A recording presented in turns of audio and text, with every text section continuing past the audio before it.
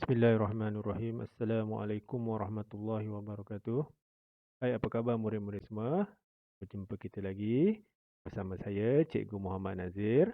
Cikgu harap awak semua dalam keadaan sihat di samping keluarga yang tersayang. Hari ini kita teruskan pembelajaran kita dalam mata pelajaran Sains tahun 3. Hari ini kita akan belajar tajuk kemahiran proses sains iaitu kemahiran berkomunikasi. Objektif pembelajaran kita pada hari ini ialah yang pertama, murid-murid dapat merekodkan maklumat atau idea dalam bentuk yang sesuai. Yang kedua, murid-murid dapat merekod maklumat atau idea dalam bentuk yang sesuai dan mempersembahkan maklumat. Sebelum tu kita tengok apa itu kemahiran berkomunikasi. Kemahiran berkomunikasi ialah kemahiran memberikan penerangan tentang tindakan, objek atau peristiwa menggunakan perkataan atau simbol grafik seperti jadual, graf, rajah atau model.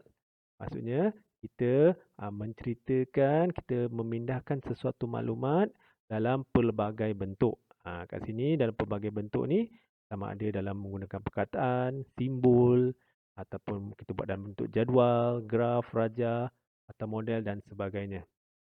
Okey, jadi murid-murid boleh rujuk buku teks sains tahun 3 muka surat 13. Okey. Jadi dalam buku teks sains tahun 3 ni, muka surat 13 ni, okey, kita tengok contoh dia. Okey, murid tahun 3 telah mengumpulkan maklumat bilangan murid di dalam kelas mengikut jenis buah-buahan kegemaran mereka. Maknanya mereka dah survey, dah tanya, okey, setiap murid apakah buah yang mereka suka makan. Okey, jadi maklumat tersebut telah direkodkan dalam bentuk jadual. Okey, ini ialah bentuk jadual. Okey, selepas ditanya semua murid di dalam kelas, okey, jadi jenis-jenis buah yang mereka suka makan ialah yang pertama betik. Bilangan dia ada 8 orang suka betik. Kemudian durian 9 orang. Pisang 7 orang dan tembikai 6 orang. Okey, daripada maklumat dalam bentuk jadual ni, okey, yang pertama tadi awak dah pindahkan. Ini dah kira komunikasi awak. Okey, awak dah memindahkan maklumat dalam bentuk jadual. Okey, kemudian yang kedua kita boleh pindahkan maklumat ini dalam bentuk carta palang. Ini nama dia carta palang. Kenapa nama carta palang? Sebab bentuk dia macam palang ni.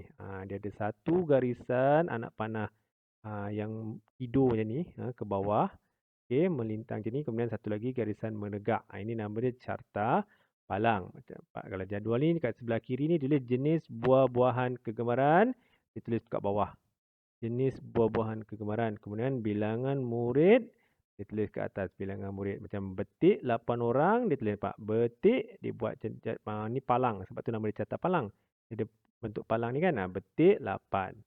Durian tadi paling banyak kan. 9. Jadi 9 ni kalau awak tengok dia buat antara 8 dan 10. Tengah-tengah 9 lah. 8, 9, 10.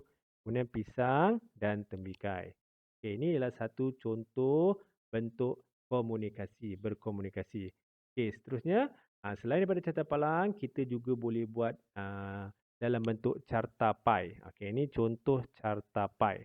Maknanya carta pai ni sebab bentuk dia macam pai. Kenapa nama carta pai? Sebab bentuk dia macam pai kan. Pai bulat ni macam pizza ni. Okay, kemudian bentuk pai macam ni. Selain daripada carta pai, apa lagi yang kita boleh buat? Dalam bentuk carta bergambar. Maknanya kita lukis gambar dan kita labelkan. Jadi maknanya orang yang tengok gambar kita nanti dia faham. Yang penting kemahiran proses sains berkomunikasi ni orang faham apa yang kita buat kan. Macam tadi kalau carta pai ni orang faham. Orang tengok hari Jumaat 10%, ini Isnin 40%. Jadi orang faham maklumat tu. Okey, jadi ini carta bergambar. Okey.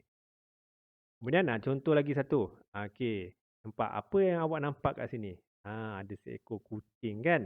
Okey, jadi berkomunikasi ni kita akan memindahkan gambar ni dalam bentuk ayat. Contohnya, ini kucing. Kucing mempunyai ekor. Kucing ini berwarna putih.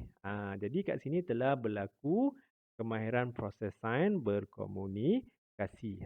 Maknanya tak semestinya awak buat carta ataupun gambar ataupun carta palang kan, ataupun dalam bentuk jadual. Okay, awak juga boleh buat dalam bentuk ayat ataupun kita memindahkan ayat dalam bentuk gambar ataupun itulah. Okay, jadi sekarang ni sebagai tugasan, okay, cikgu nak awak buka buku aktiviti sains muka surat 9. Okay, cikgu nak awak lengkapkan latihan ni. Okay, jangan lupa macam biasa tulis tarikh.